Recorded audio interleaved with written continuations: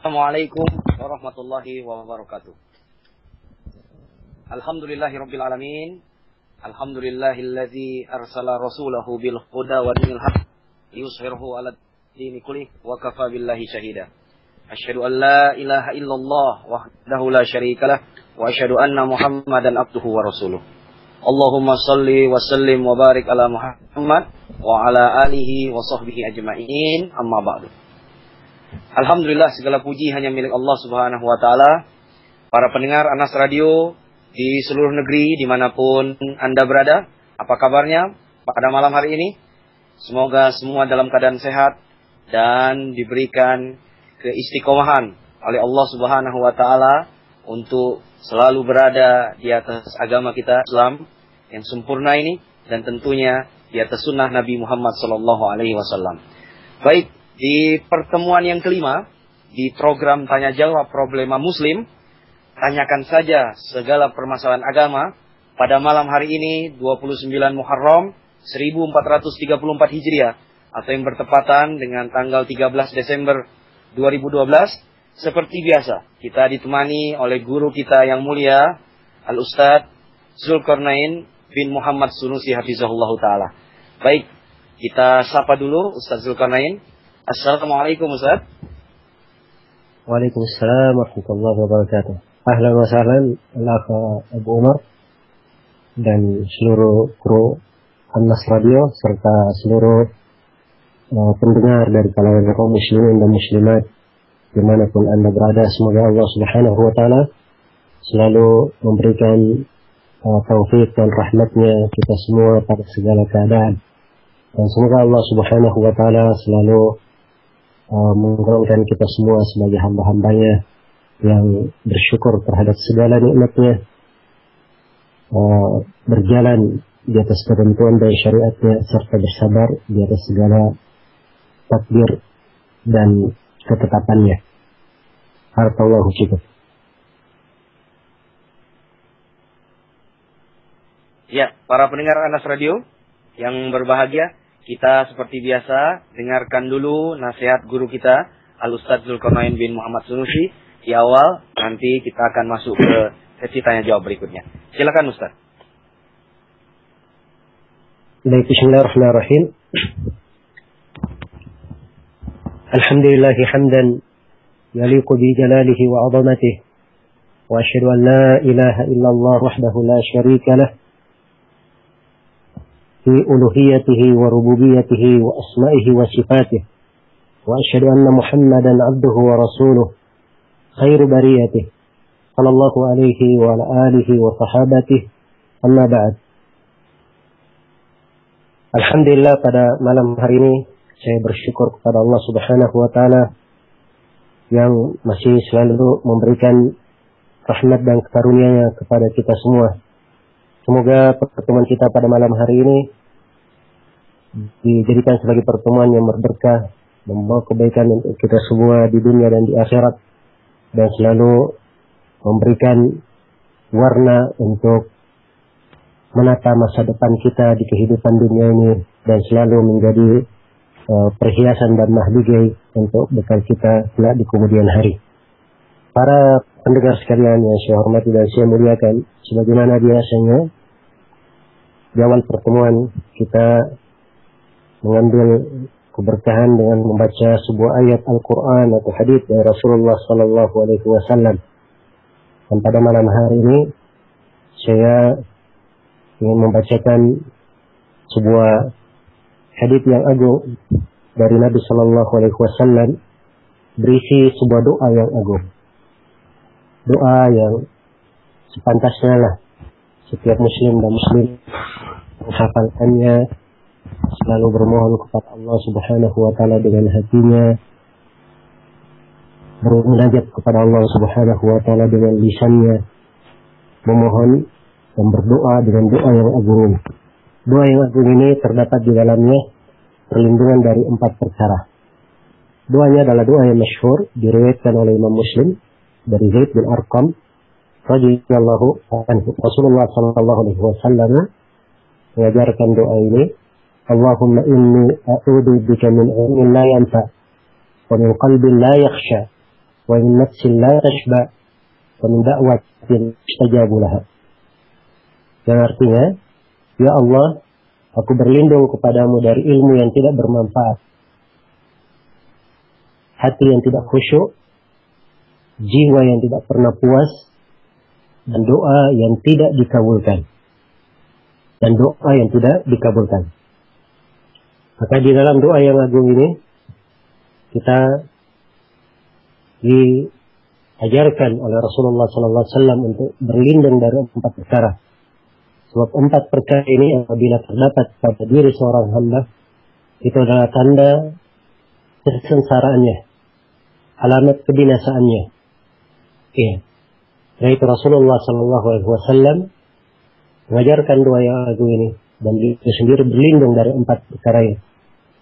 Mari kita cermati doa ini secara ringkas dan kita selami, walaupun hanya sejenak, kandungan dari maknanya yang sangat luas.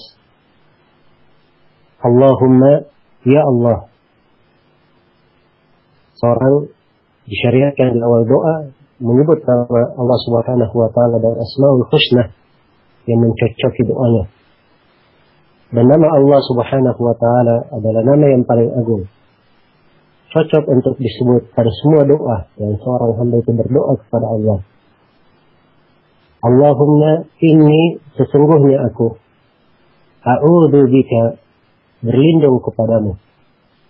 Terdapat bahwa seorang hamba itu hendaknya mengetahui bahwa dirinya, bagaimanapun kedudukan dan bagaimanapun kondisi serta keberadaannya di kehidupan dunia ini, dia tetaplah seorang hamba, perlu kepada Rabbnya. Orang yang fakir kepada Allah Subhanahu wa ta'ala. Kalau Allah tidak melindunginya, tidak ada tempat berteduh baginya. Kalau Allah tidak memberikan kebaikan untuknya, tidak ada langit yang akan menuduhinya. Apabila Allah tidak memberikan karunia terhadapnya, tidak ada bumi yang akan menyandangnya. Karena itu, hendaknya ia memperhatikan sisi-sisi penghambaan yang agung dari doa ini. Sesungguhnya aku berlindung kepadamu. Sebutkan perlindungan dari 4 hal. Yang pertama, min ilmin la yanfa, dari ilmu yang tidak bermanfaat. Ya, ilmu itu ada 2 macam. Ada ilmu yang bermanfaat dan ada ilmu yang tidak bermanfaat. Karena itu, seorang hamba hendaknya mencari dari ilmu yang bermanfaat saja. Apa-apa yang dengannya dia bisa bawa sebagai bekal. Karena 3 pertanyaan malaikat di alam kubur itu perlu dijawab dengan ilmu.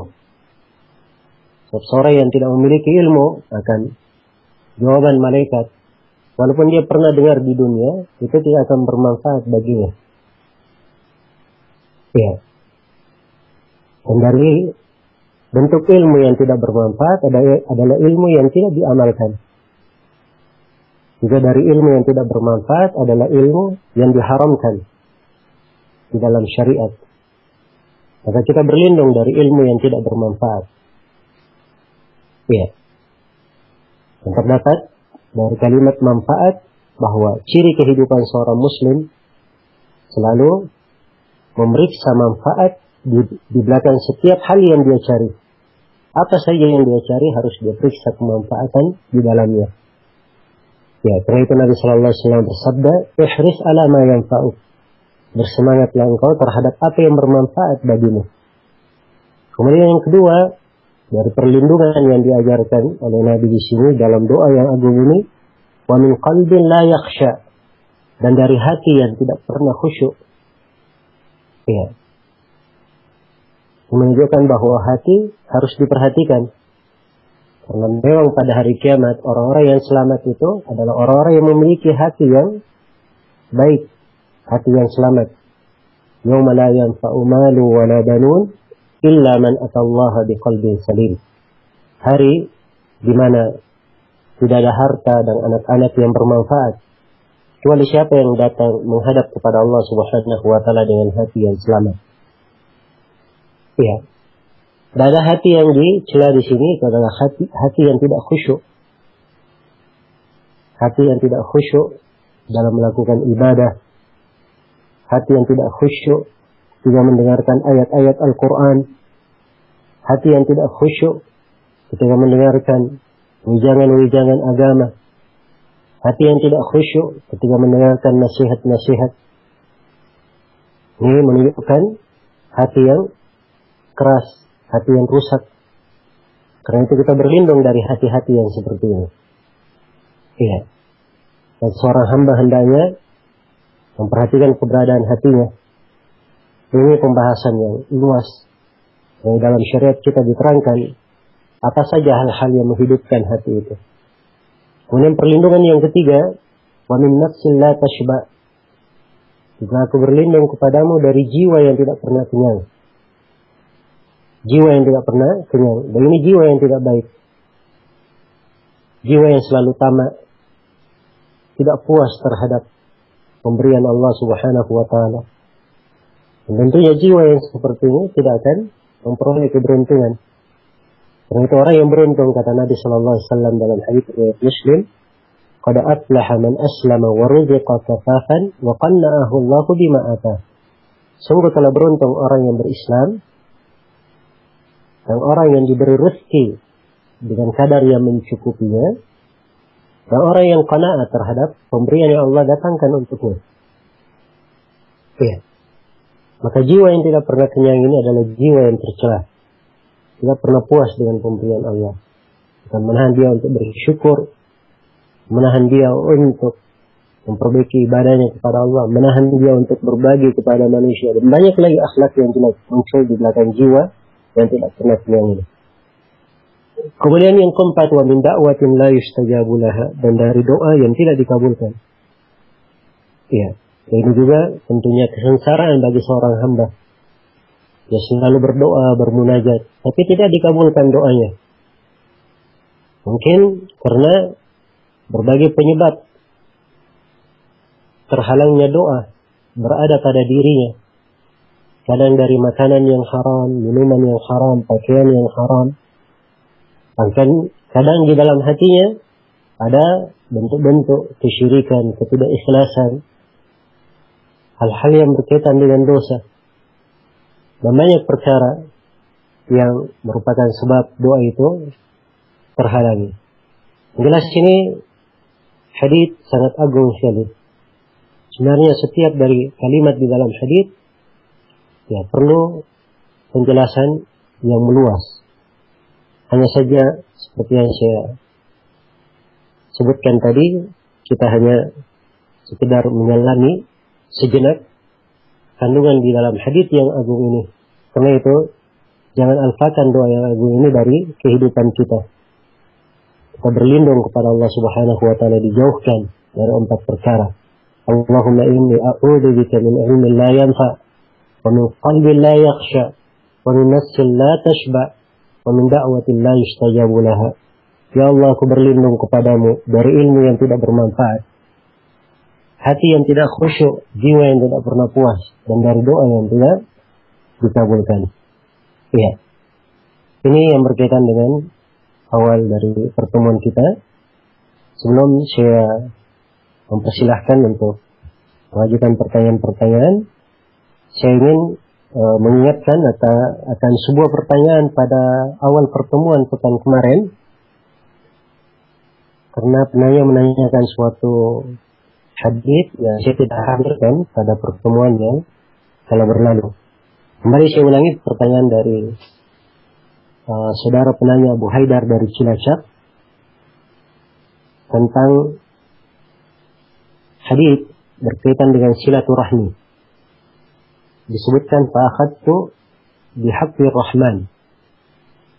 Pertanyaan beliau, apakah Allah disifati dengan pinggang? Karena ada kata haku Ar-Rahman, yaitu pinggang Ar-Rahman. Bagaimana ulama salaf menerangkan tentang hal ini? Ya. Baik, ke Abu Haidar, memang hadits yang Anda sebutkan adalah hadits yang sahih, berada di dalam Sahih Al-Bukhari. Dikeluarkan oleh Imam Al-Bukhari rahimahullahu taala di Kitab Tauhid. Ya. Karena Nabi sallallahu alaihi wasallam bersabda, "Khalaqallahu al-khalqa, falamma faragha minhu qamatir rahim, fa akhadat bihaqqir rahman."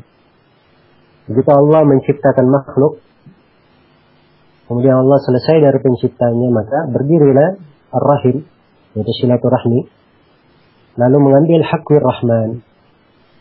Nah, al-haqqu dalam bahasa Arab, sebagaimana yang disebut oleh Al-Qadhi Iyad dan selainnya dari ahli bahasa, haqqu adalah tempat mengikat sarung. Ya, kalau kita bahasa umumnya disebut dengan pinggang. Nah, dan telah saya sebutkan di jawaban pada pertemuan yang telah lalu bahwa dari pokok keyakinan para sahabat dan para ulama kaum muslimin dari masa dahulu hingga hari ini, ayat-ayat dan hadits-hadits yang berkaitan dengan sifat-sifat Allah sepanjang hal tersebut ada di dalam Al-Quran dan ada di dalam hadits yang sahih. Seperti dalam hadits ini, kewajiban kita adalah menetapkannya sebagaimana yang ditetapkan. Karena tidak ada yang lebih mengenal Allah Subhanahu wa ta'ala melebihi dirinya sendiri. Dan tidak ada dari makhluk yang lebih mengenal Allah Subhanahu wa ta'ala melebihi Rasulullah sallallahu alaihi wasallam. Allah telah menjelaskan dalam Al-Quran tentang sifat-sifatnya, wajib kita imani. Demikian pula kalau Rasulullah menerangkan tentang sifat Allah, tentang Rabbnya, wajib kita imani. Ya, demikian pula di dalam hadits ini, wajib kita imani akan hal tersebut sesuai dengan kemuliaan dan kebesaran Allah Subhanahu wa ta'ala. Dan sebagaimana umumnya sifat-sifat Allah adalah sesuai dengan kebesaran dan kemuliaannya, pasti tidak serupa dengan makhluk. Laisa kamitslihi syai'un wa huwas samiul basir. Dan telah syah dari sejumlah a'immah, mereka menetapkan hadits ini sebagaimana zahirnya. Berkata Abu Musa al-Madini rahimahullah, wa ijra'uhu ala zahirihi aula. Menjalankan hadits ini, membiarkan maknanya di atas zahirnya, itu adalah yang paling pantasnya. Ya. Dan ini oleh sebagian ulama kita, dari guru-guru kita di masa itu, yaitu Syekh Abdul Aziz Ar-Rajihi, hafizahullah ta'ala, beliau menyebutkan bahwa ini dari sifat dzatiyah Allah Subhanahu wa ta'ala. Baik.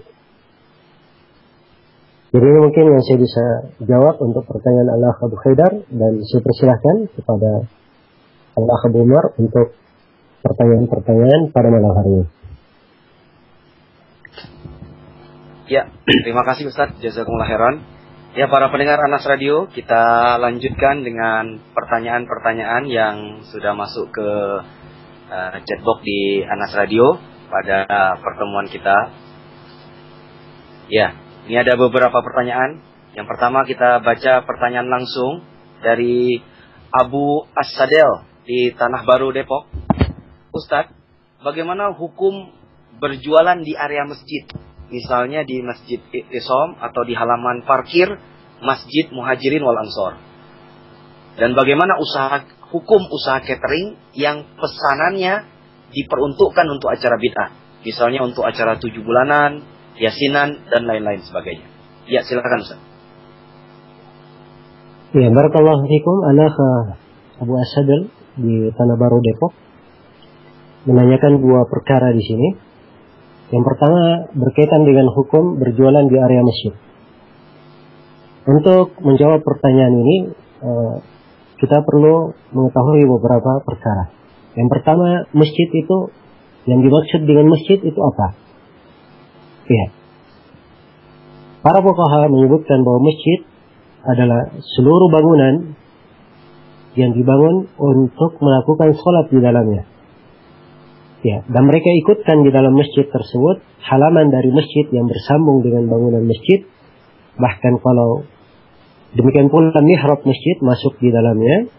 Bahkan kalau menara masjid ya bersambung dengan masjid, maka dia juga terhitung dari masjid. Terhitung dari masjid. Jadi ini yang disebut dengan masjid di dalam istilah para fuqaha. Iya. Walaupun ada silang pendapat dalam rinciannya, tapi itu tadi pendapat yang insyaallah ta'ala yang bisa dijadikan sebagai sandaran. dibangun di atas hal ini, ya, kita telah mengetahui apa yang dimaksud dengan masjid itu. Ini yang kedua yang perlu diketahui tersyah di dalam hadits Abu Hurairah diriwayatkan oleh empat dan selainnya. Rasulullah sallallahu alaihi wasallam bersabda, "Idza ra'aita rajulan ibta'a fil masajid, faqulu lahu la arbahallahu tijaratak." Idza ra'aitum rajulan, apabila kalian melihat seorang lelaki berjualan di masjid, maka katakanlah kepadanya, semoga Allah tidak memberikan keberuntungan kepadamu, keberuntungan kepada daganganmu.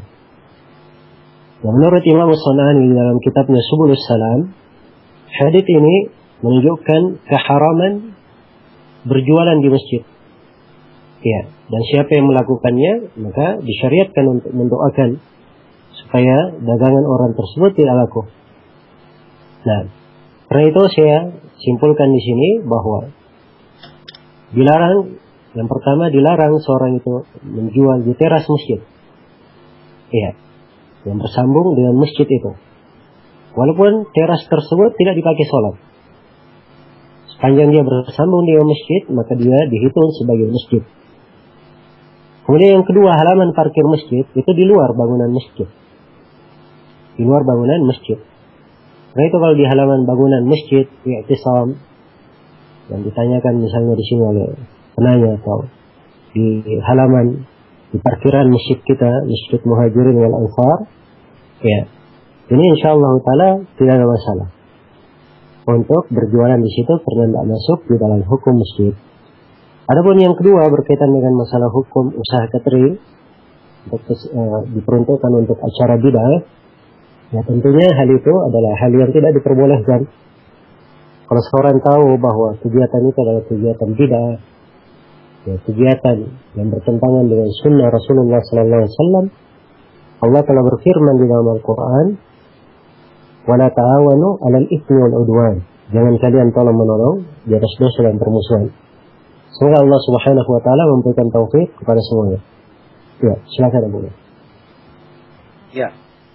Terima kasih Ustaz. Pertanyaan berikutnya dari Ibnu Umar di Depok. Bagaimana hukum kebanyakan orang saat ini di mana mereka banyak menulis dan berdoa melalui media seperti Facebook atau Twitter? Apakah ini termasuk kaidah kesyirikan Ustaz, seperti dalam Qawaidul Arba, di mana mereka menjadikan media sosial sebagai perantara doanya? Ya Ustaz. Ya. Kalau mereka menulis doa di media, misalnya dia pasang status doa, ya, yang doa itu adalah dia berdoa kepada Allah, yang seperti ini tidak ada masalah, ya, tidak ada masalah. Jadi hanya memasang status bahwa dia sedang berdoa itu adalah perkara yang bagus dan mungkin saja diambil manfaat bagi yang lainnya. Untuk apa? Untuk berdoa dengan doa yang semisal dengan itu. Ya, dan mungkin saja yang lainnya mengaminkan, sehingga jadi kebaikan untuk semuanya, kebaikan untuk yang diaminkan dan untuk yang mengaminkannya juga. Tapi kalau doa yang ditulis di status dia berdoa kepada makhluk yang tidak hadir, ya, maka itu yang disebut di dalam kesyirikan. Jadi lihat doanya kepada siapa. Ya, barakallahu fiik ala khidrullah.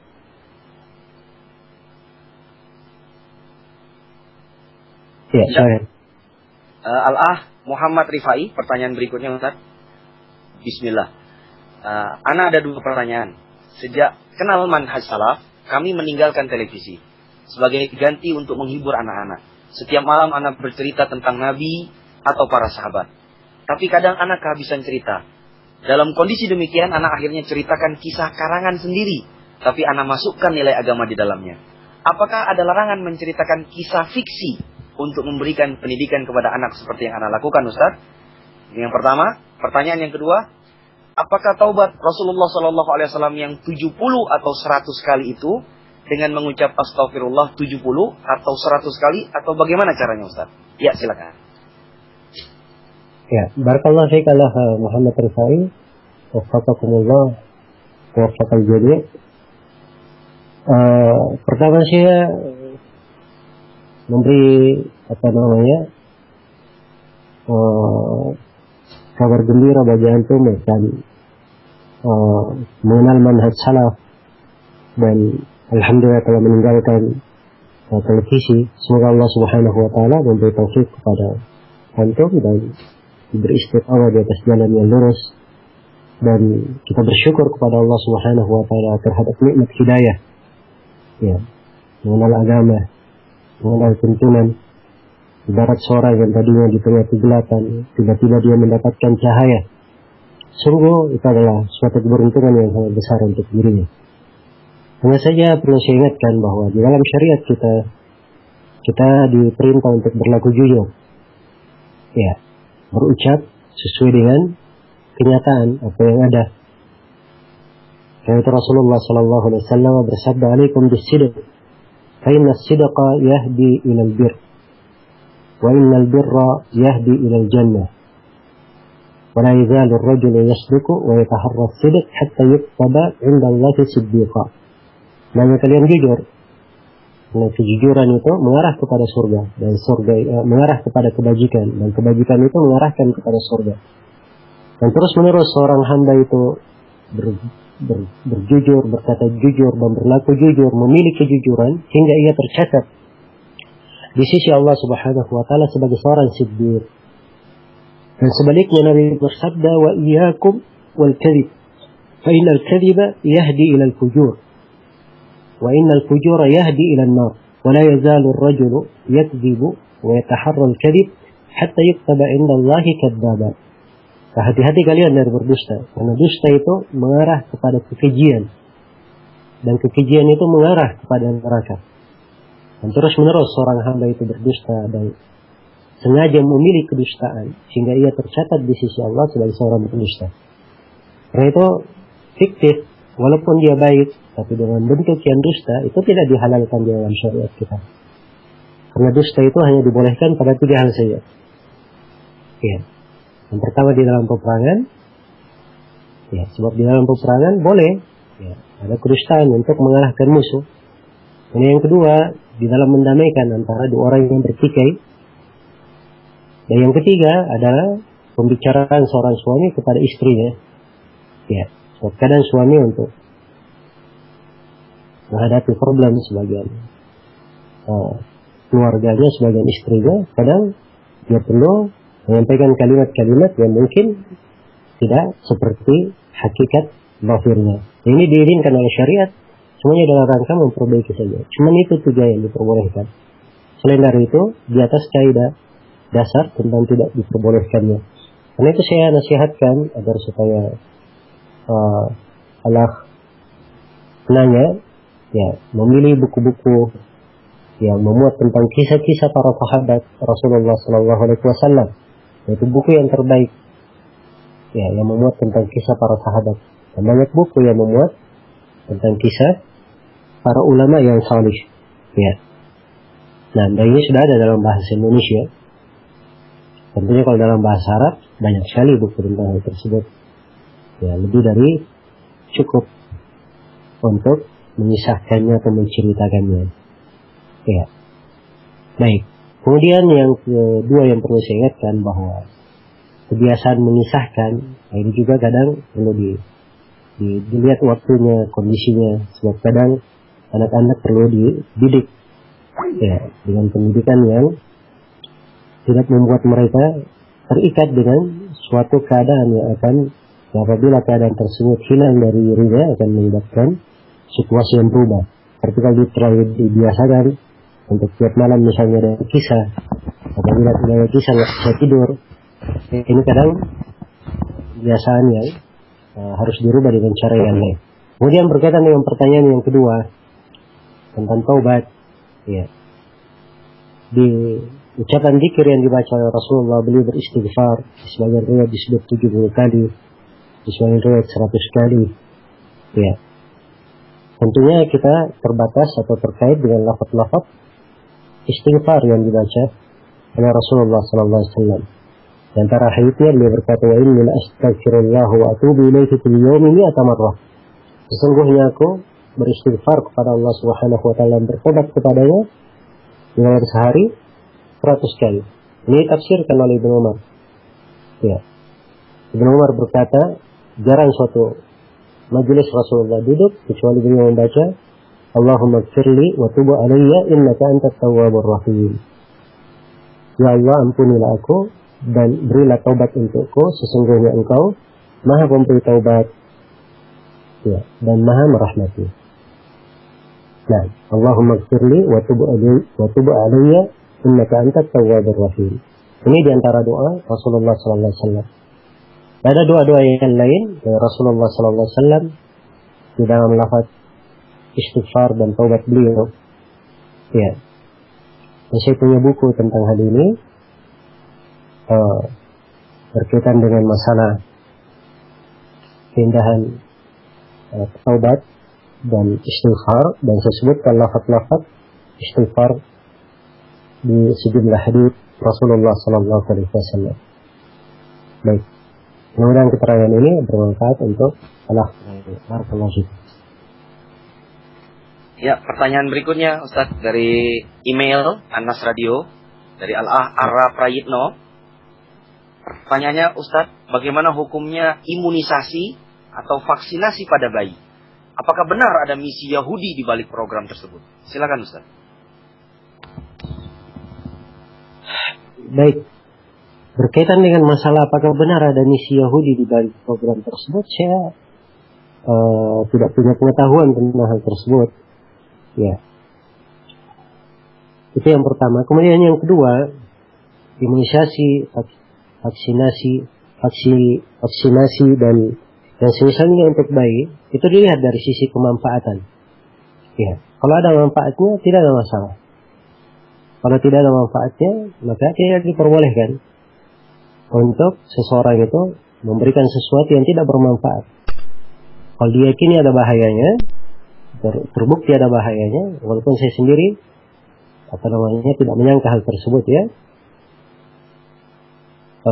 Kalau diyakini ada bahayanya, tidak boleh sesuatu yang berbahaya itu. Karena Rasulullah bersabda, la darar wa la dirar, tidak ada bahaya dan tidak ada pembahayaan. Ya. Kemudian kalau misalnya ada gejala panas di belakang pengobatan, itu hal yang sedikit untuk kemaslahatan yang besar, dan seperti itu tidak ada masalah. Hal itu tidak ada masalah. Sambil saya ingatkan ya bahwa banyak umat sudah hidup dari masa dahulu, ya, dan dimaklumi bahwa banyak dari mereka tidak mengenal apa yang disebut dengan imunisasi, vaksinasi dan semisalnya, dan alhamdulillah mereka hidup juga. Ya, karena itu hal-hal yang seperti ini di dalam masalah mewajibkan atau mengharamkan, ya, seorang hendaknya tidak berlebihan dan tidak pula terlalu meremehkan dalam hal-hal yang seperti ini. Nah, barakallahu fikum. Baik. Pertanyaan berikutnya dari Al-Ah Ibnu Safana. Nah, Ana dapat info hadis yang menyatakan seorang anak dan hartanya adalah milik bapaknya. Apakah itu berarti sang bapak bisa minta harta anaknya dalam kondisi bagaimanapun dan untuk tujuan apapun? Mohon penjelasannya, Ustaz. Ya, barakallahu fik, Al-Ah Ibnu Safana, wafaqakumullah. Ya, hadits yang Anda sebutkan memang hadits yang sahih. Rasulullah sallallahu alaihi wasallam bersabda kepada seorang sahabat, "Anta wa maluka li abik." Engkau dan hartamu adalah milik ayahmu. Ya. Dan akhirnya memang seperti itu. Hanya saja para ulama mensyaratkan bahwa harta anak adalah milik ayahnya itu dengan beberapa syarat.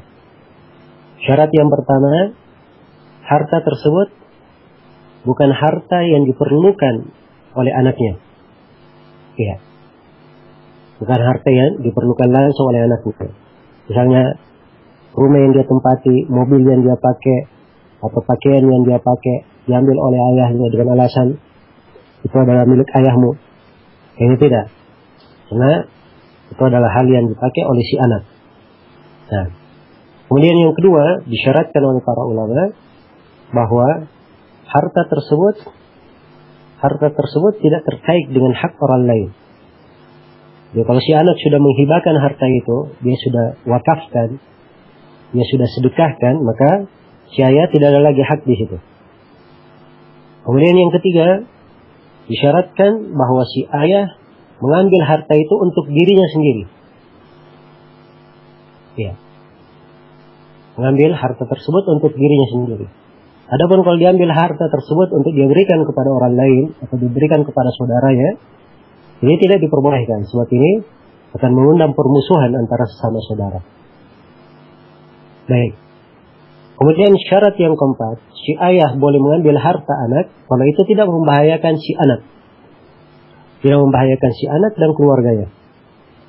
Ini syarat yang keempat, sekaligus untuk yang pertama dan yang kedua tadi. Dalilnya adalah keumuman hadits Rasulullah SAW, la darar wa la dirar. Tidak ada bahaya dan tidak ada pembahayaan. Tidak boleh memberi bahaya dan tidak boleh mengadakan pembahayaan. Ini kaidah umum ya. Karena itu saya nasihatkan kepada siapa saja dari kaum muslimin dan muslimat yang membaca hadits, ya, hendaknya hadits itu dipahami dengan ketentuan nas-nas yang lain. Ya, dari sinilah seorang bisa terang di dalam memahami sebuah nas. Jadi itu tadi makna engkau dan hartamu adalah milik ayahmu dengan 4 syarat yang saya sebutkan tadi. Wallahu ta'ala alam. Ya, silakan. Baik. Ya, para pendengar Anas Radio, kita akan bertanya kepada ada yang masuk secara langsung dari Skype Anas Radio. Ya, Al-Ah Arif dari Rawabelong. Assalamualaikum. Waalaikumsalam warahmatullahi wabarakatuh. Ya, silakan bertanya langsung ke Ustaz Zulkarnain. Ya, Ustaz, Ana mau nanya, bolehkah menjual voucher belanja yang memiliki nilai 2 juta rupiah, lalu Ana jual dengan harga 1,7 juta rupiah? Bolehkah, Ustaz? Ya, mungkin itu aja. Voucher belanjanya dari mana asalnya? Dapat dari toko, Ustaz. Hadiah toko diberikan ke antum. Iya. Ya, terus antum punya hak untuk memberi ke siapa saja? Hah? Punya hak untuk memberikan voucher itu kepada siapa saja? Iya. Baik, itu boleh saja, tapi dengan syarat voucher itu digunakan dahulu oleh si pembeli. Setelah dia gunakan, ya, baru antum mengambil 1,7 itu tadi. Oh iya, makasih Ustaz. Ya, barakallahu. Ya. Syukron Al-Ah Arif dari Rawabelong. Baik para pendengar Anas Radio, kita lanjutkan pertanyaan langsung dari Al-Ah Abu Muhammad di Makassar. Ustaz, apakah disunahkan saling menjabat tangan setelah sholat Id sebagaimana kebiasaan kaum muslimin? Silakan Ustaz. Ya, kalau masalah sunnah,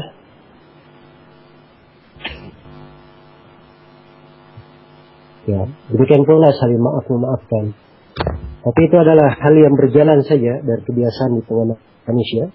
Ya, dan hal-hal yang seperti itu kita tidak katakan sunnah, juga kita tidak katakan bid'ah. Nah, kita tidak katakan bid'ah.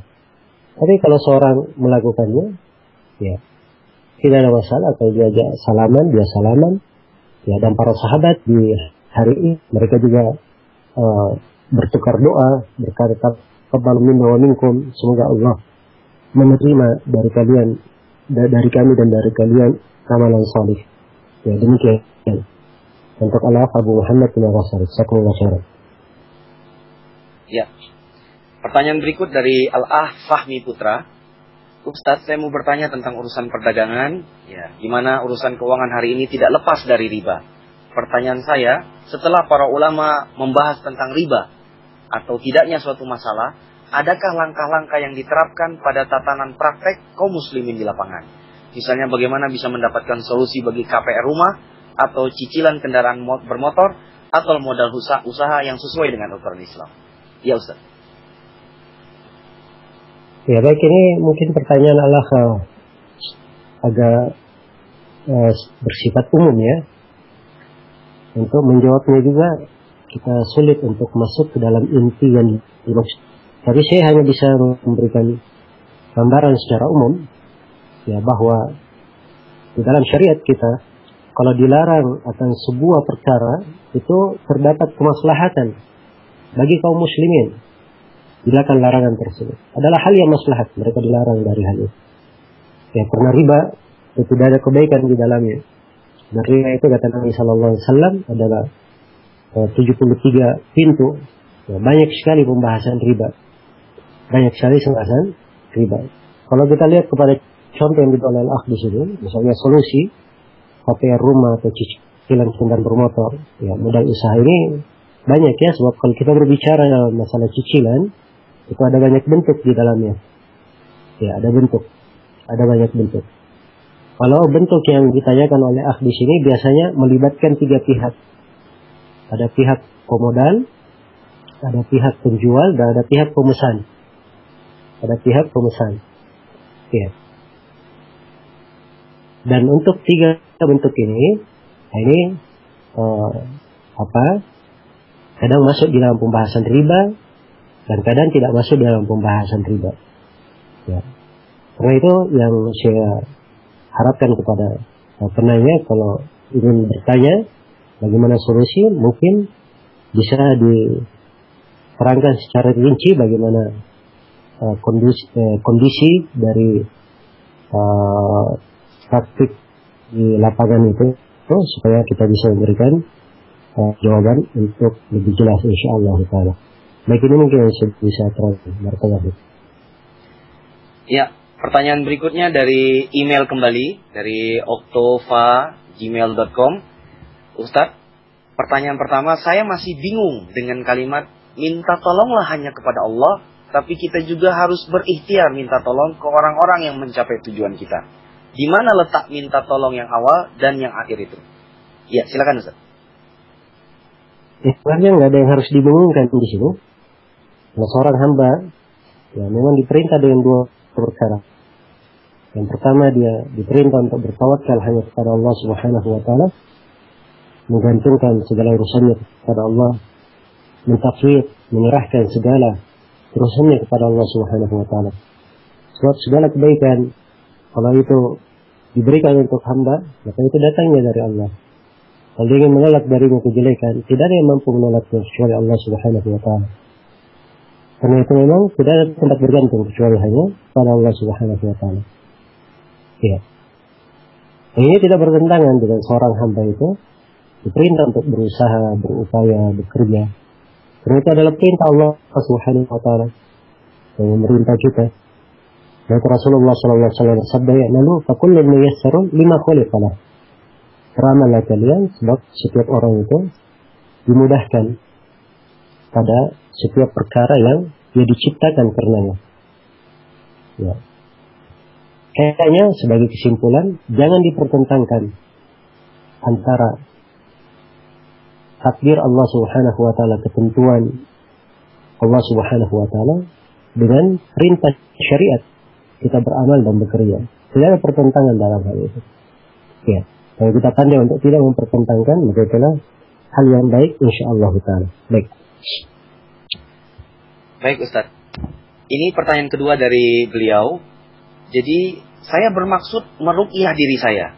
Sudah 2 kali ke pesantren, saya tuju, namun masalah penyakit bingung yang saya hadapi tidak segera sembuh. Suatu kebetulan ada saudara yang sakit di guna-guna, dan tanpa saya pinta, saya juga diobati dengan metode yang saya tidak tahu. Akhirnya saya diminta membaca ayat kursi 4 kali dan ditiupkan ke atas. Masalah yang saya hadapi tentang penyakit bingung sudah dihilangkan beliau.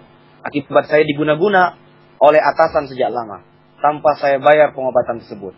Nah, mengapa ruqyah tidak bisa mengatasi masalah saya dan bisa oleh paranormal? Masya Allah. Nah, ini tolong dijelaskan Ustaz. Ya. Jadi ini pertanyaan kepada lakseng paham minta ruqyahnya mana ya.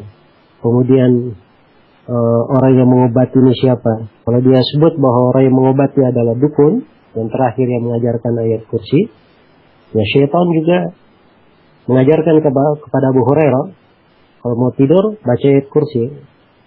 Ya. Baca ayat kursi. Karena syaitan tidak akan mampu mendekati. Ketika Abu Hurairah melaporkan hal itu kepada Nabi sallallahu alaihi wasallam, maka Rasulullah bersabda, "Sadaqaka wa huwa kadhub." Dia telah benar kepada engkau, telah jujur kepada engkau, tapi dia sendiri pendusta. Ya. Nah itu kalau terjadi misalnya pada dukun, hal-hal yang kadang terbukti, itu belum tentu menunjukkan dia benar. Ya. Belum tentu menunjukkan dia benar. Dan kadang seorang hamba diuji dengan hal yang seperti ini. Diuji dengan kesesatan, tanpa pada dia kebaikan untuk dirinya, ya itu untuk membuat dia lebih sesat, lebih jauh dari jalan yang lurus. Karena itu yang menjadi ukuran adalah syariat di dalam hal ini. Ya, meruqyah dengan membacakan Al-Quran, dengan doa-doa yang disyariatkan.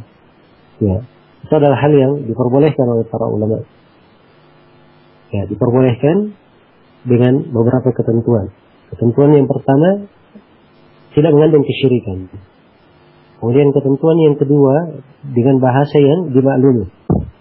Dan sebagian ulama mensyaratkan dengan bahasa Arab. Dan ketentuan yang ketiga, dia meyakini bahwa ruqyah itu tidak bermanfaat dengan sendirinya.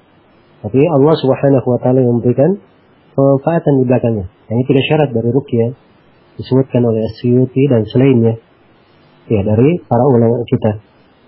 Nah, dan mengobati dengan ayat-ayat Al-Quran itu adalah ruqyah yang paling bagus.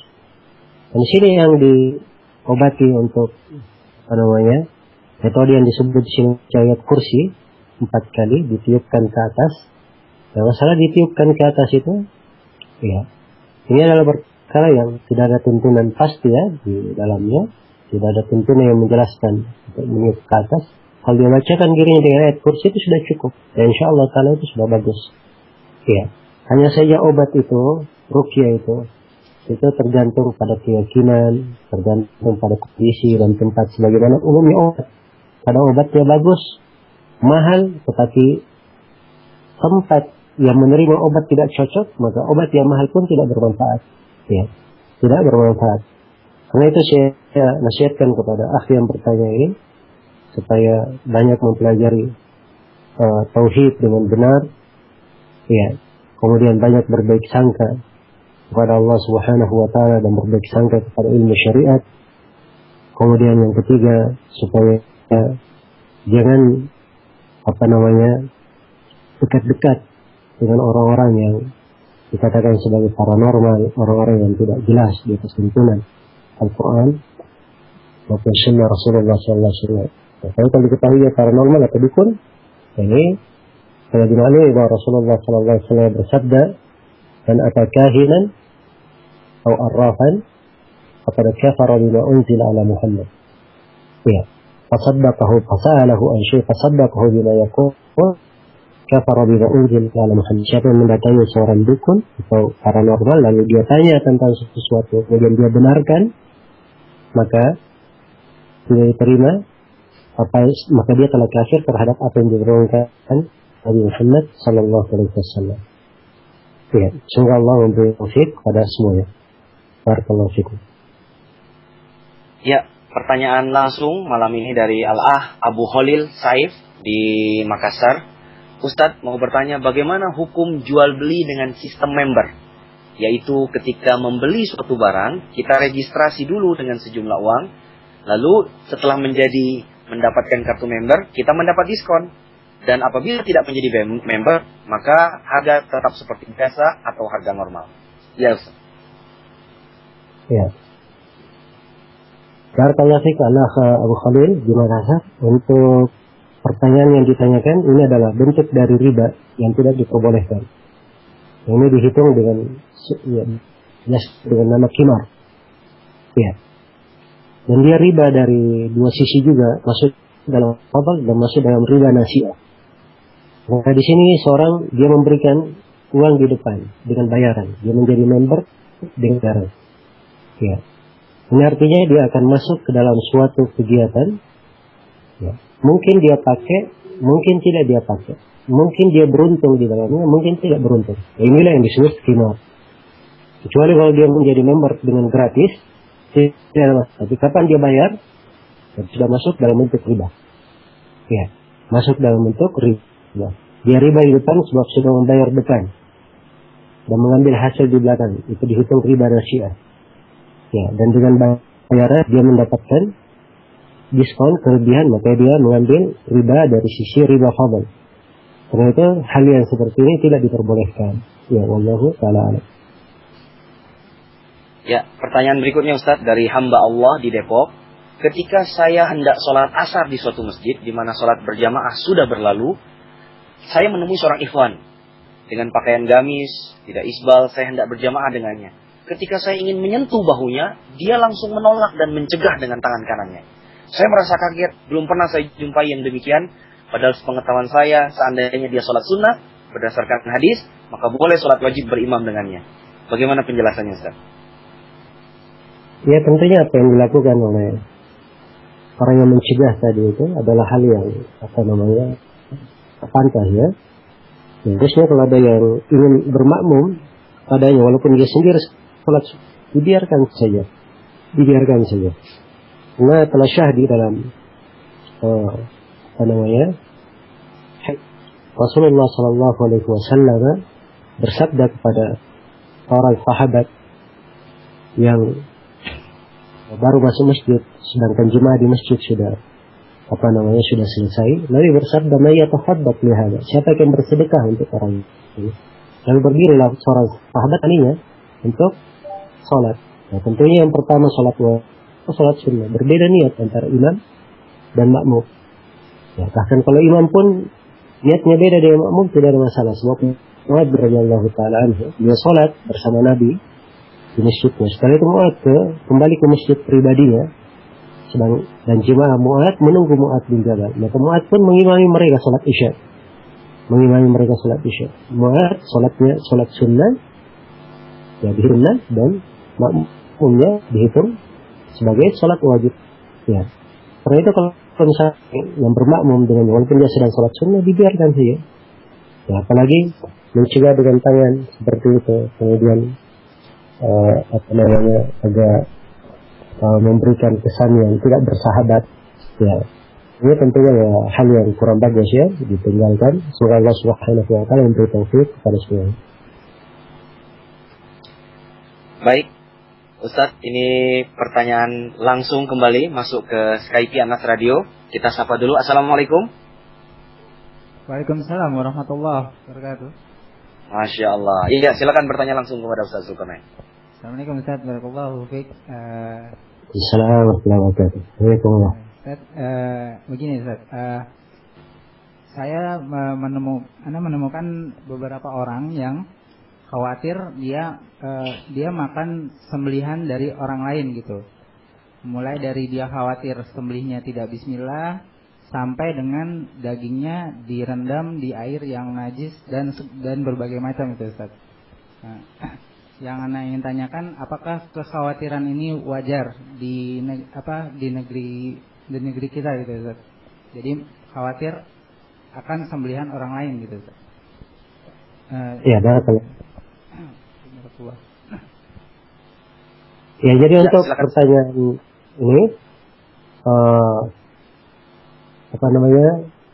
saya anjurkan kepada akhi yang khawatir tadi untuk meninggalkan kekhawatiran tersebut. So, kekhawatiran yang seperti itu kekhawatiran yang tidak berasas. Kekhawatiran yang malah itu lebih dekat kepada waswas dari syaitan. Ya. Kalau datang kepada Rasulullah sallallahu alaihi wasallam sebagai sahabat berkata bahwa kami diberi hadiah sembelihan oleh satu kaum yang baru masuk Islam. Kami enggak tahu mereka menyebut nama Allah atau tidak. Kata Nabi sallallahu alaihi wasallam, ya, kalian makan, kalian sebut nama Allah, kemudian kalian makan. Ya, jadi oleh Nabi diperintah para sahabat supaya apa? Hanya membaca bismillah kemudian mereka makan. Ya, sebab sepanjang yang menyembelih seorang muslim, walaupun dia sebelumnya kafir, ya, dan mungkin saja dia menyembelih belum tahu tata cara menyembelih secara Islam, sepanjang dia sudah muslim, asalnya sembelihan seorang muslim itu adalah halal. Ya, ini hukum asal. Dan seorang jangan keluar dari hukum asal ini karena sesuatu yang tidak jelas. Ya, dan hal-hal yang seperti itu, itulah bisikan dari syaitan. Itu bisikan dari syaitan. Karena itu ada kaidah sangat besar sekali di pembahasan kaidah-kaidah fikih. Al-yaqinu la yazulu bisyak. Keyakinan itu ya tidaklah hilang dengan keraguan. Jadi meyakinkan mereka adalah kaum muslimin, halal sembelihannya. Dan hal-hal yang seperti itu adalah perkara waswas, meragukan, ditinggalkan. Ya. Barakallahu fikum.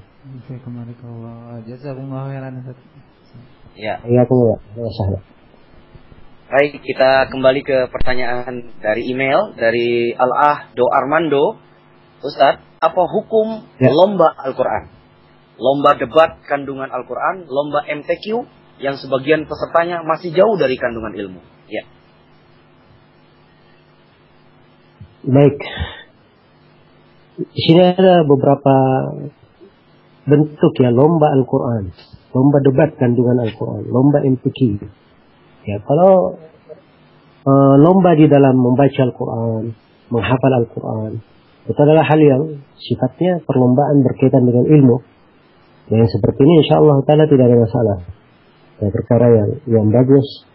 Ya, dan hingga hari ini dilakukan oleh di banyak tempat di negeri Islam, kemudian dihadiri oleh para ulama-ulama kita.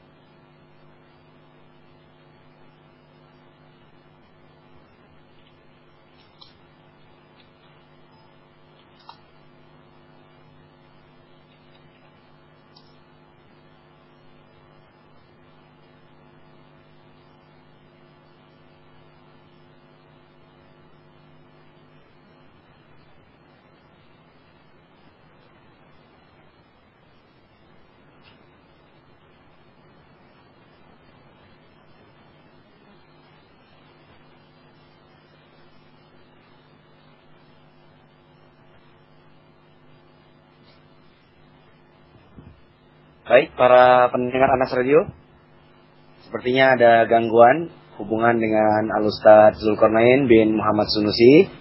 Mungkin kita harus bersabar sebentar sambil menunggu beliau terhubung kembali dengan Skype Anas Radio.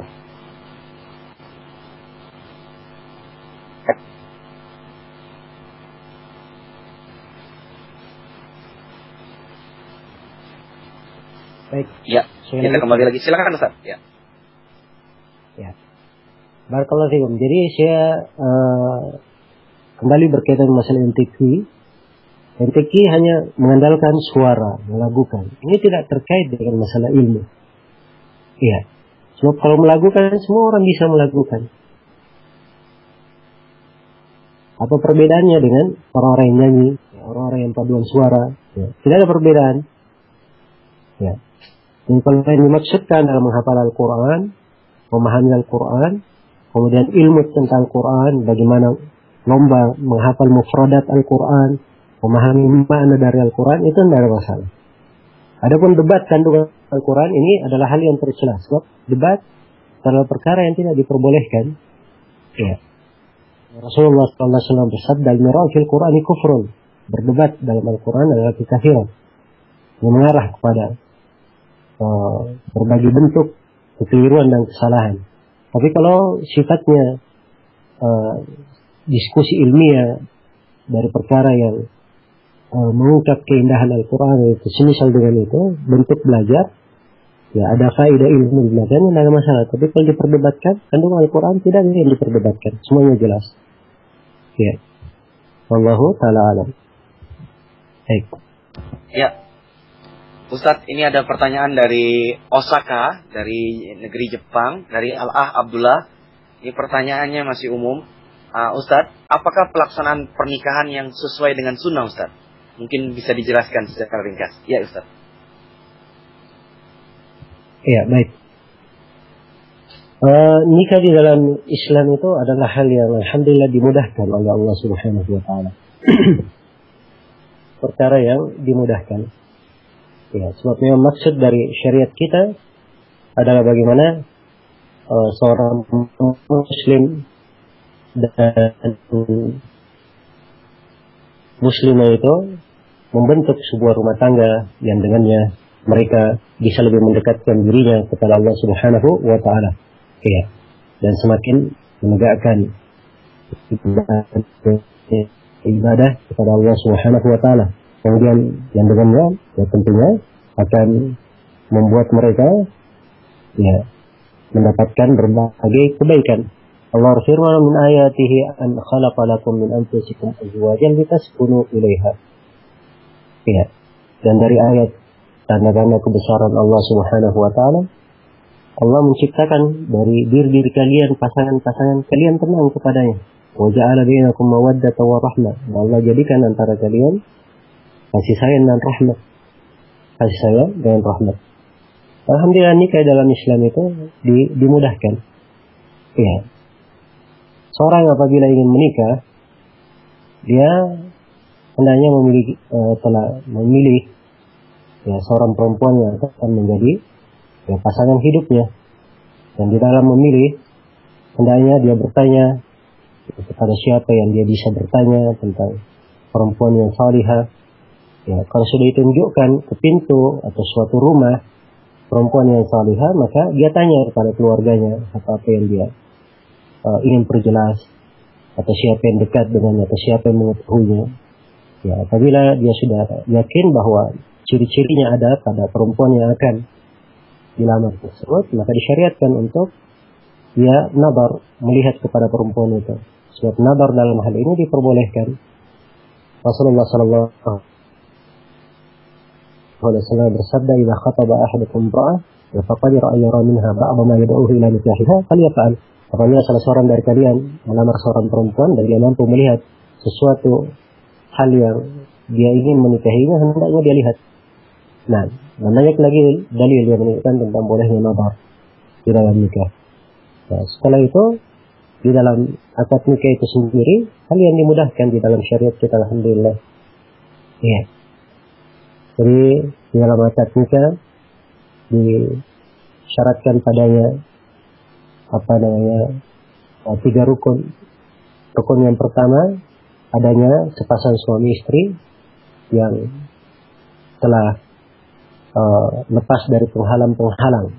Dalam artian bukan dua orang yang memiliki hubungan mahram, ya, hubungan nasab, hubungan persusuan, bukan perempuan yang sedang di masa iddah, bukan pula perempuan mukminah dinikahi kafir misalnya. Nah, ini semuanya penghalang-penghalang. Jadi kalau ada sepasang suami istri sudah lepas dari penghalang-penghalang, ini terpenuhi satu rukun. Rukun yang kedua ada ijab. Ya, ada ijab dari pihak wali perempuan atau siapa yang diwakili, siapa yang mewakili wali tersebut atau menduduki kedudukannya. Kemudian rukun yang ketiga ada qabul dari pihak suami. Ada qabul dari pihak suami. Dan ijab qabul ini syah dengan setiap lafaz yang menunjukkan apakah dengan lafaz saya nikahkan kamu, atau saya kawinkan, atau ya saya telah menjadikan ia sebagai milikmu. Dan semisal dengan itu, insyaallah taala itu adalah hal yang tidak ada masalah. Ya. Dan syarat keabsahan nikah itu, ya, itu tadi rukunnya, 3 rukun. Dan syarat keabsahannya disyaratkan oleh fuqaha ada 4 syarat. Syarat yang pertama adalah ditentukan ya, siapa yang menjadi apa sepasang suami istri itu. Misalnya dia lamar seorang anak gadis orang, maka orang ini punya anak gadis bernama Fatimah misalnya sama. Ya, dia punya 2 anak gadis, dua-duanya nama Fatimah, tapi satu Fatimah A, satunya Fatimah B. Maka harus dia berjelas. Dan yang saya inginkan adalah si Fatimah B. Ya. Ini yang kedua, disyaratkan harus ada keridhaan antara sepasang suami istri. Nah, harus saling ridha, sebab nikah dipaksa itu tidak diperbolehkan. Kecuali untuk anak kecil yang belum dewasa. Bagi walinya boleh untuk menikahkannya walaupun tanpa izinnya. Nah, kemudian yang ketiga disyaratkan untuk seorang perempuan melakukan akad, ya harus memiliki wali. Sebab Nabi bersabda la nikaha illa biwali. Tidak nikah kecuali dengan wali. Ya, dan wali seorang perempuan itu adalah ayahnya. Kemudian siapa yang diberi wasiat oleh ayahnya dalam hal ini? Kalau tidak ada ayahnya maka kakeknya. Kalau tidak ada kakeknya maka anak perempuan itu, kalau si perempuan sudah beranak. Kalau tidak ada maka saudaranya, saudara kandungnya. Ya. Kalau tidak ada saudaranya maka pamannya.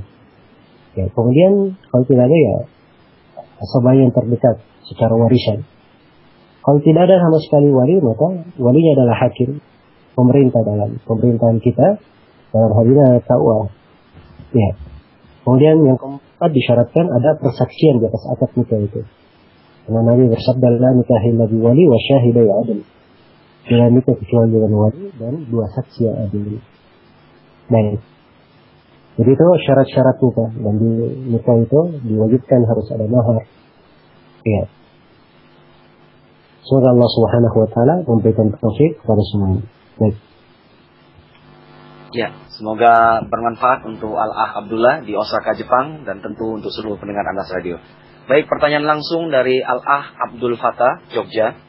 Ustadz, apakah disyariatkan akikah untuk diri sendiri setelah dewasa ketika dahulu belum diakikahi oleh orang tua?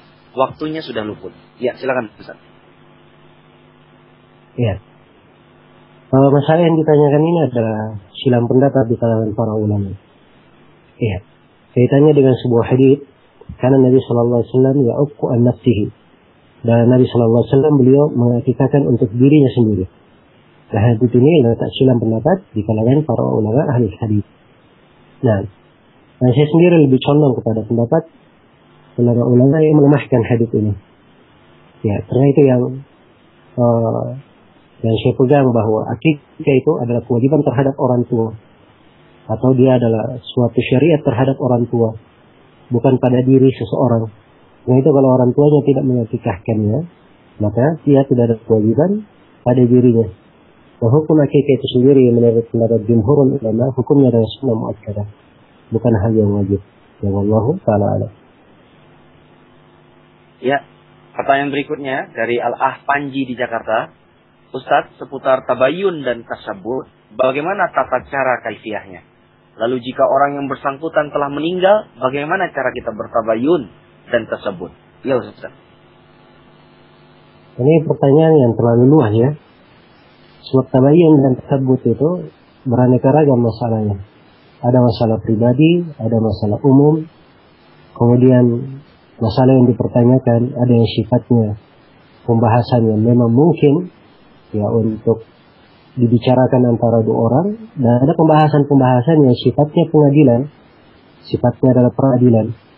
Ya, karena itu saya di kaitan pertanyaan ini pertanyaan yang cakupannya sangat luas dan saya tidak mampu untuk memberikan jawaban yang pasti. Ya, kecuali kalau penanya memberikan arahan tepatnya kemana, insyaallah taala kita bisa membantu. Ya. Ya, Ustadz, ini dari Al-Ah Abu Aisyah di Depok. Bagaimana hukum orang yang mengerjakan proyek pada instansi pemerintahan, di mana instansi tersebut meminta bagian keuntungan untuk dijadikan kas? Nah, katanya kas digunakan untuk menutupi kebutuhan instansi yang tidak tercover. Dan bagaimana jika ada oknum yang meminta jatah keuntungan? Jika tidak diberi, maka dia akan mempersulit proyek kita. Silakan Ustaz. Ya, ini ada dua sisi. Yang pertama, ada dua hal yang ditanyakan. Ada proyek, hanya saja ada potongannya. Sumber potongan ada dua, dengan ditanyakan. Yang pertama yang memotong adalah instansi itu sendiri, dengan alasan untuk mengcover anggaran.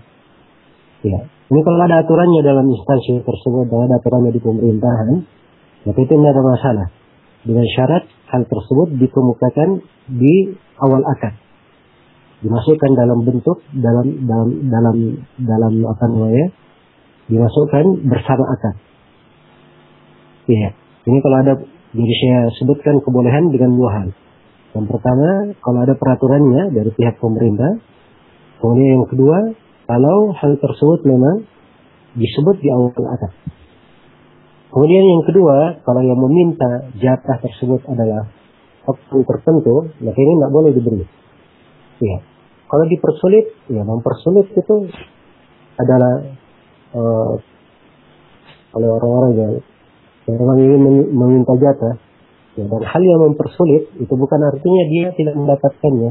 Dia cuma perlu bersabar saja. Ya, dan bersabar lebih bagus daripada dia memberi sesuatu yang diharamkan oleh Allah Subhanahu wa taala. Rasulullah sallallahu alaihi wasallam bersabda, "Allah faqashi wal marshi." Allah melaknat orang yang menyogok, ya, memberi suap dan orang yang disuap. Karena itu kalau dia dipersulit saja, sebenarnya dia bersabar tentang hal tersebut. Ya. Dan Rasulullah SAW telah bersabda, "Innaka lan tada'a syai'an ittiqa'a Allah illa abdalaka Allahu khairan min."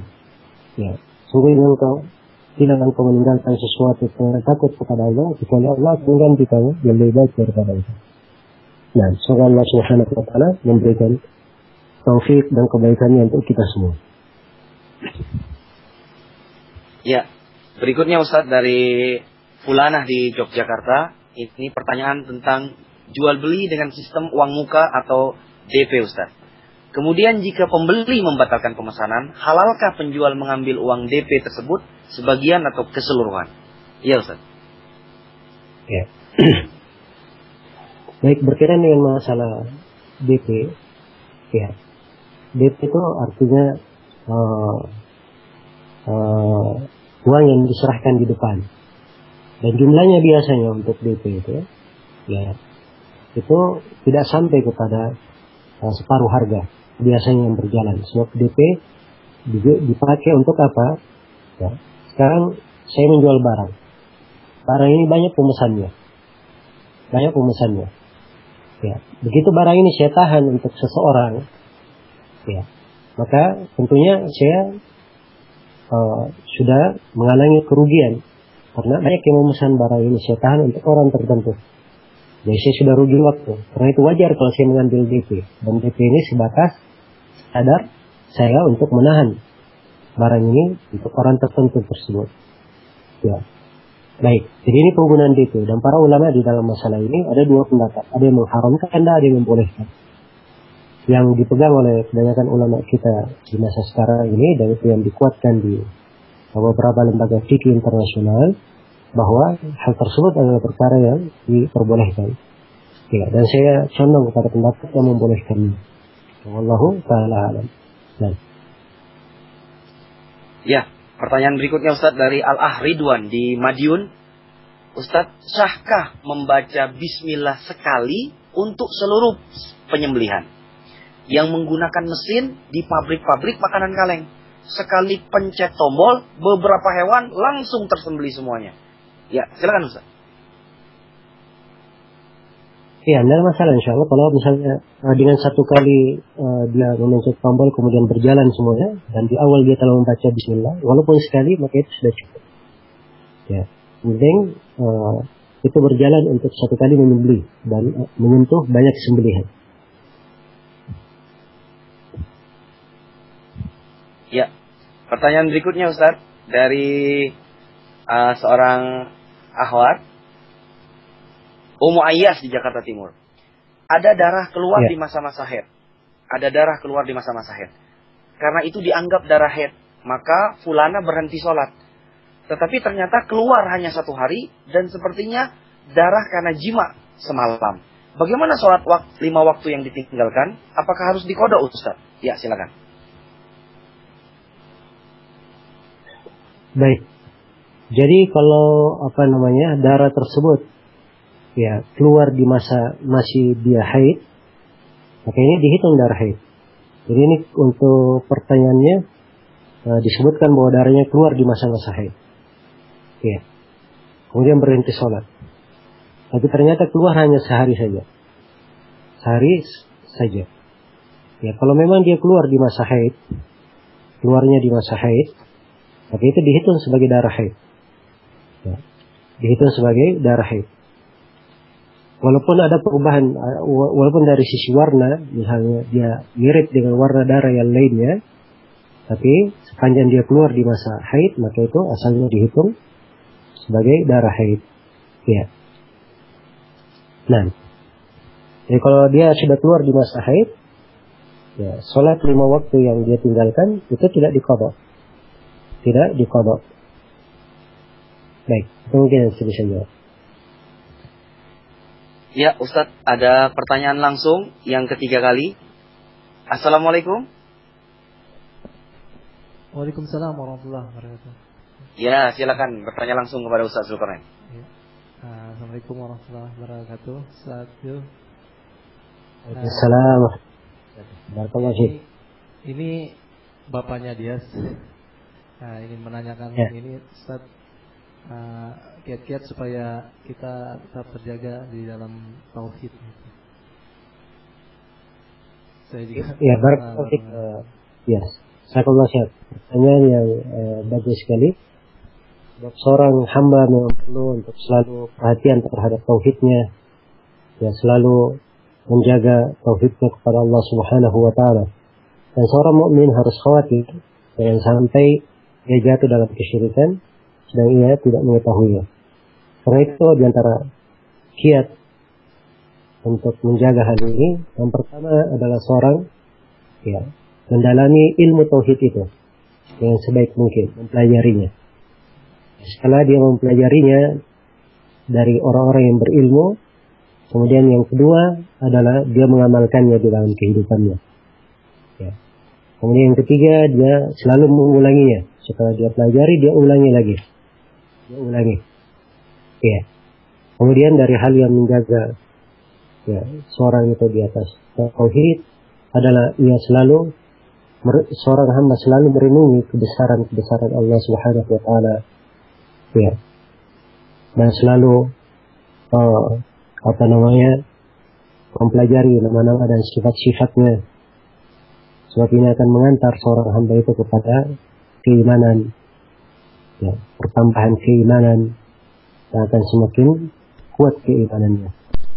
Ya, wallahu ta'ala a'lam. Nah. Ya. Terima kasih Ustaz. Ya, terima kasih Bapaknya Dias. Baik Ustaz, ini pertanyaan dari Elma di Jakarta Barat. Ustaz, mohon bantuannya. Apakah yang membedakan antara benarnya firasat seorang muslim dengan kedudukan telepati di dalam Islam? Benarkah ada istilah telepati di dalam Islam serta kedudukannya? Mungkinkah seorang mengaku dapat mengetahui pikiran seseorang, termasuk hal-hal gaib yang lainnya yang hanya diketahui Allah Subhanahu wa taala? Ya, silakan Ustaz. Ya, ini apa istilah telepati? Ini cuma istilah-istilah sebagian orang saja. Ya, apapun dinamakan istilah tersebut, ya, telepati, firasat, maupun yang lain, yang dilihat adalah hakikatnya. Yang dilihat adalah hakikatnya. Nah, firasat adalah suatu hal yang diberikan kepada seorang hamba. Tapi firasat itu kadang ya benar, kadang tidak salah. Ya, dan firasat yang benar itu adalah firasat seorang mukmin yang baik dan benar keimanannya. Karena itu kekuatan dan kebenaran firasat itu tergantung kepada kekuatan keimanan. Jadi, kalau dia ingin ukur firasatnya benar, dia harus melihat dirinya di atas keimanan dan amalan salih. Kalau dia dirinya bagus di atas keimanan dan amalan salih, maka mungkin dia bisa berbaik sangka kepada firasatnya. Tapi kalau dirinya sendiri tidak berada di atas keimanan, tidak berada di atas amalan salih, maka mungkin banyak dari hal-hal yang dia pikirkan itu bukan firasat yang baik, mungkin was-was syaitan yang semisal dengan itu.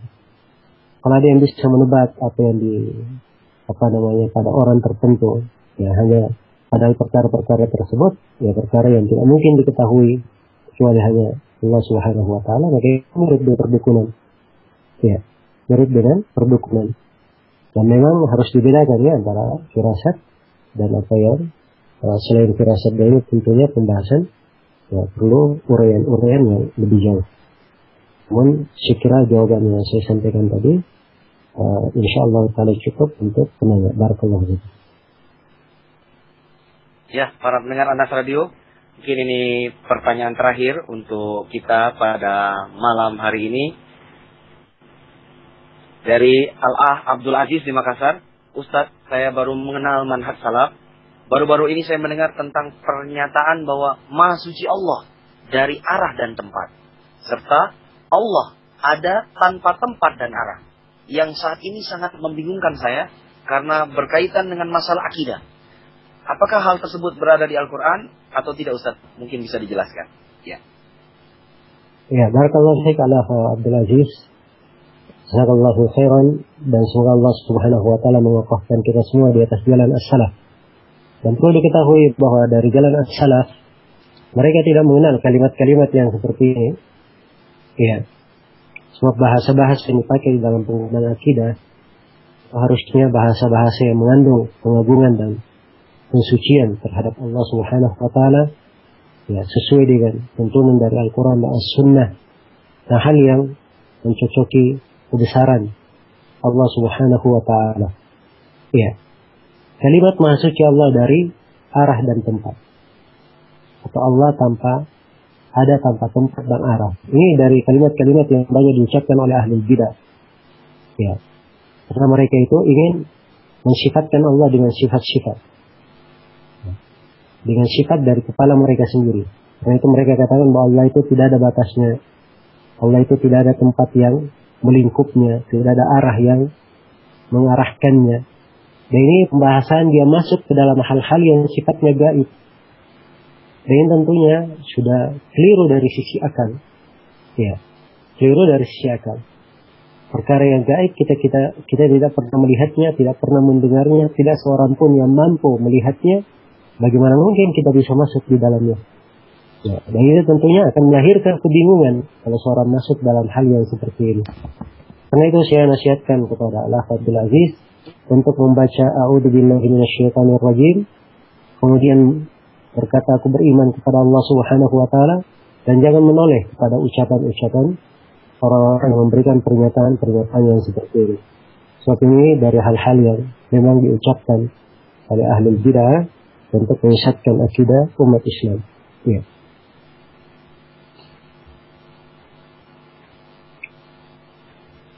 Ya. Ya, alhamdulillahirabbil alamin. Barakallahu fikum. Jazakumullah khairan Ustaz atas seluruh jawaban dari guru kita yang mulia Al-Ustaz Zulkarnain bin Muhammad Sunusi hafizahullah taala. Semoga Allah Subhanahu wa taala membalas dengan kebaikan yang banyak kepada guru kita, dan tentunya kita semua yang sudah mendengarkan pada program Muslim di malam hari ini. Baik para pendengar Anas Radio, semoga Allah merahmati kita semua. Dengan jawaban dari Ustaz Zulkarnain tadi, berakhirlah acara tanya jawab Problem Muslim pertemuan kelima pada malam hari ini. Insya Allah diingatkan sekali lagi bagi para pendengar Anas Radio, bila ingin bertanya boleh layangkan ke chatbox Anas Radio atau ke email Anas Radio. Dan bagi yang ingin bertanya secara live langsung bisa mengetik atau lewat ID Skype Anas Radio. Mudah-mudahan di pertemuan yang akan datang banyak pertanyaan-pertanyaan yang bisa masuk, dan kita akan lanjutkan di pertemuan ke-6 di pekan yang akan datang. Sekian, terima kasih. Seluruh kesalahan dan kekeliruan adalah milik kami, dan kebenaran hanya milik Allah Subhanahu wa taala. Subhanaka Allahumma wa bihamdika asyhadu an la ilaha illa anta astaghfiruka wa atubu ilaik. Akhiru da'wana alhamdulillahirabbil alamin. Assalamualaikum warahmatullahi wabarakatuh.